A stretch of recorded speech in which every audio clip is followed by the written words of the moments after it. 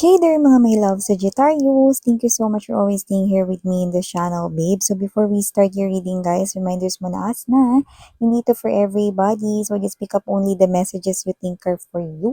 At kung feel nyo po na reading ito ay for you, then this reading might be really for you. And yun nga, no? Hi and hello sa ating mga bagong viewers. Ako po si Yan, tuloy po kayo. At sa mga returning kong tambayers, thank you sa inyong walang sawang pagtambay here. At kung hindi niyo pa knows mga mahal, mayroon pa po tayong other channel. Link is down below sa ating description box. Kaya kung interesado kayo na tumambay dyan, and you haven't tried na tumambay dyan din, pwedeng-pwede ninyong silipin yung channel na yan. No? At kung gusto niyo tumambay din, go ahead, you can do that. No? Kita-kits din po tayo there. Araw-araw ay may na-upload tayong collective readings. No? When we say collective readings, ano mang zodiac sign mo, welcome ka to hear the messages. Okay? But it's up to you. You have your free will, no? Kung i-claim mo or hindi. So, yun nga, no? Wala tayong gender, by lalaki, LGBT, everybody welcome. Cross-watchers ni Sagittarius, welcome din. Ni Sagittarius placement sa kanilang natal or birth chart, welcome din. So, let's get your messages right here. Archangel Michael, thank you so much. Together with the angels guides, thank you so much. Can we get messages for Sagittarius, please? What does Sagittarius needs to know? Can you please show me? Messages for Sagittarius, please. Sagittarius.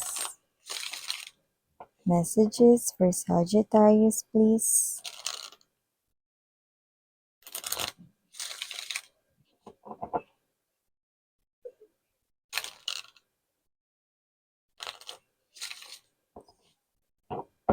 Okay, so let's go ahead and check these messages right here for ya, Saji. Okay.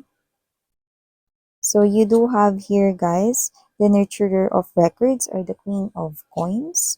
Meron din dito na 8 of mugs or the 8 of cups. We also have here present ang 10 of pens or the 10 of swords. Ace of mugs, ace of cups, andito din. Student of pens or the page of swords, andyan din. The moon, yan, no?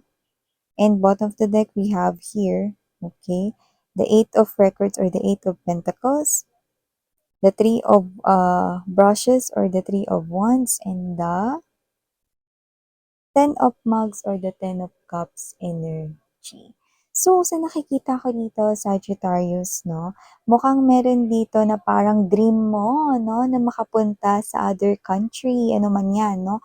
Pero yung iba might be Paris, France, no, mga ganon, no. So, yung nakikita natin dito, no. So, nakikita ko na mangyayari yan this year 2025, no. Lalo na kung matagal mo na itong pinag-iipunan, meron ditong opportunity para madagdagan ang iyong ipon, no, ang iyong kita, no. So, nakikita ko na paparating pa lang yan. Pero ito yung magbibigay sa iyo rito ng inspirasyon, hindi lang dyan sa matutupad mo na dream vacation or dream travel mo, no, kundi yung bucket list mo na mas makapag-ipon ngayon, Sagittarius, ay mangyayari at matutupad din. Bongga! So, maliban dyan mga babes, nakakita rin tayo ng energy na meron dito, no, na magiging busy ka sa trabaho or negosyo mo or you could have both or pwedeng negosyo lang tapos meron pang ibang pinagkakakitaan.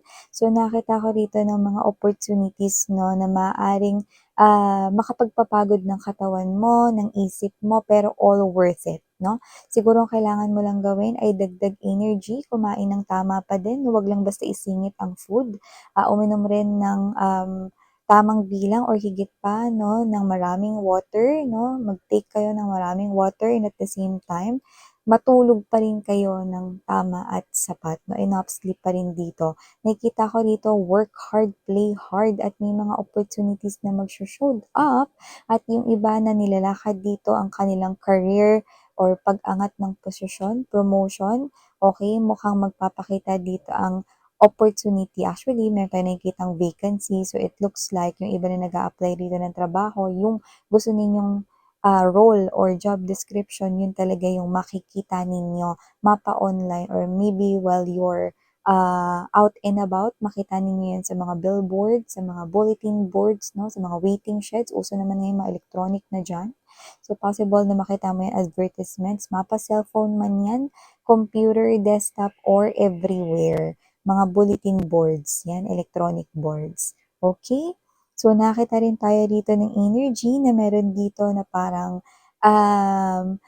matapos kanya ritong tingnan, matapos kanya ritong obserbahan, nakikita ko na siya na papalapit sa inyo. No? Dalawa yung nakukuha ko dito. One, ex to ng iba sa inyo at possible na meron siya ritong gustong isauli sa'yo, pero pwede rin na meron din siyang gustong sabihin din sa'yo. And if it is not an ex, no, meron kasi tayong other message na nakukuha, possible rin na itong person na to, kung hindi mo to ex, possible na meron tong crush sa'yo. Balak niya makipagkaibigan at huwag mo na magmadali, hindi niya pa agad i-reveal ang kanyang feelings for you. Yan no, para sa mga nagtatanong, Miss yan kung ex ko yun, ano yung sasabihin niya? Makikipagbalikan ba siya or whatever, no? Actually, this person is not yet revealing it, no? Actually, maybe hindi pa siya sure, pero meron siya ditong isusoli or ibabalik sa inyo. So, actually, medyo hati tayo dun kasi yung iba, baka yung gusto nilang sabihin sa'yo is parang closure na lang din, no? Kaya meron siyang isusoli, no? Or whatever. So, yung iba naman, pwede may usapan kayo rito na may gusto kang gamit na ibigay niya sa iyo or whatever, pwedeng yun yung ibibigay niya, no? Pwedeng matagal yun ang usapan yun, pero ngayon niya palang ibabalik. Yan, no? Yung iba, may posibilidad, no, na yan ay closure, pero hindi ko rin maaalis dito na merong mangilan-ngilan na posibleng may manghingi pa sa kanila ng second chance. Alin man doon, it's up sa inyo, Sagittarius. Okay? Excuse me for clearing my throat. So, nakita tayo ng new love with the nurturer of records and ace of mugs, you know. So, nakikita ko rito na parang yung iba, okay? Nakikita ko rito na nagtatanong kayo kung pag-ibig na kaya. Kasi nakikita ko rito na parang lumipas muna, no, at medyo nagkaroon ng delay, pero your true love is now here. So, parang tanong nyo sa sarili ninyo, siya na ba ang the one? At lumalabas dito na yes, ito pa lamang ang perfect timing, sweetheart, ng pagdating ng taong ito. Okay, nakikita ko na meron kayo ritong yin and yang energy. So, you could be strongly twin flame lovers. Pero nakikita ko rin dito na itong tao na to ay magbibigay sa inyo ng sapat at sobra pangang love for you. Very understanding, positive din ang kanyang energy. At posibleng meron kayong pagkakaparehas na pinagdaanan sa life. At posibleng meron din ditong difference na hindi lang sa color ng skin, pwede rin naman sa inyong mga beliefs and traditions pero magkakasundo kayong dalawa. This person will love you at magiging from the ground up ang support nitong tao na to. This person will stay sa iyong side and napaka-faithful po niya. Possible na mahilig sa music no, or nagtatrabaho sa music industry but doesn't have to be. Media, pwede rin, no? Pero nakikita ko yung energy nitong tao na to, very stable. Once na mag-commit, yun na yun. Never na kakalas na sa'yo. Bongga! So kung hanap mo ay ang guy or woman na faithful, ito na ang new love mo at siyang nakikita kong the one for you. Yung iba na parang feeling ninyo, single na kayo for life, mali kayo, parang tumatanda na kayo, tas wala pang new love din, parating na siya. At hindi siya late, no? Parang feeling nyo lang delayed siya, pero perfect timing daw po ito. Yan. Bongga. So, maliban dyan sa Sagittarius, nakikita ko rin dito na parang merong mag-aagaw ng curiosity ninyo. Possible na may kinalaman ito sa new na hobbies or pagkakaabalahan. Possible rin naman na dagdag kita din ito. Pero kung ano man ito, nakikita ko na parang curious kayo to the point na hindi nyo lang ito iisipin ng ngayon lang, kundi iisipin nyo rin to sa mga susunod na araw. Hindi yan tao, kundi parang related sa pagkakaperahan or related sa extracurricular activities. You know, parang mga hobbies, mga gusto ninyong gawin, salihan, no? Or gusto ninyong itry, mga ganyan.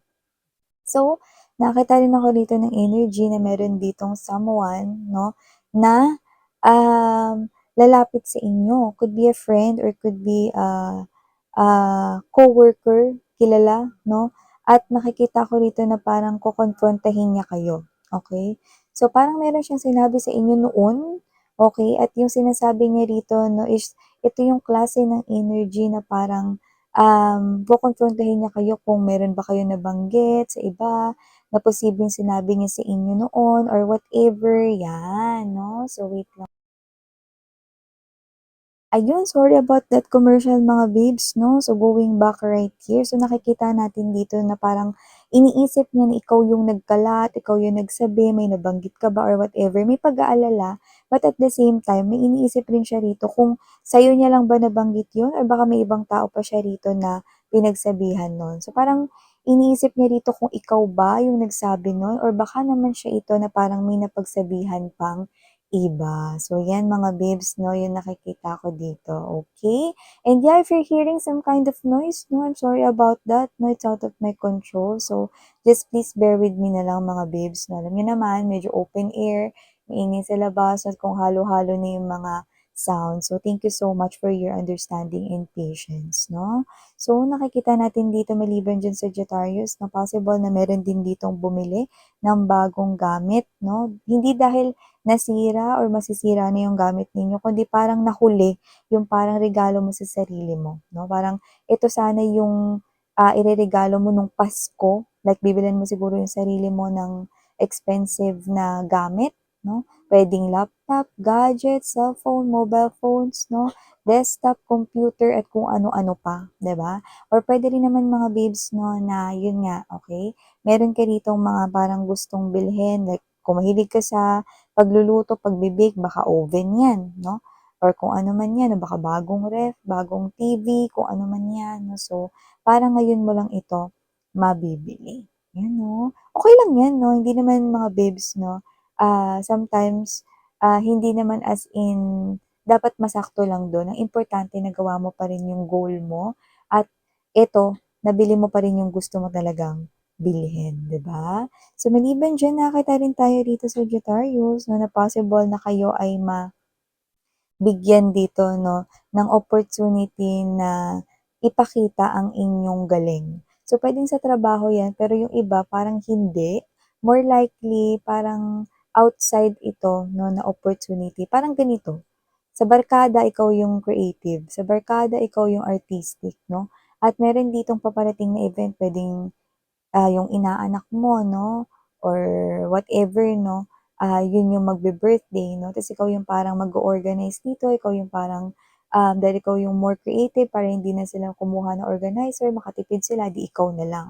So, parang dito maso-showcase mo yung talent or skills mo. Sa iba, oo, puwedeng work yun, trabaho, pero dito kasi parang more on leisure and more on, blended family or friends 'no, related yung situations. But, you know, just take how this resonates. Nakikita kitang mag-e-enjoy and at the same time 'no, may tulungan rin 'no, kasi kung sino man yung mga taong lalapit sa'yo, sila yung mga taong ka-close mo.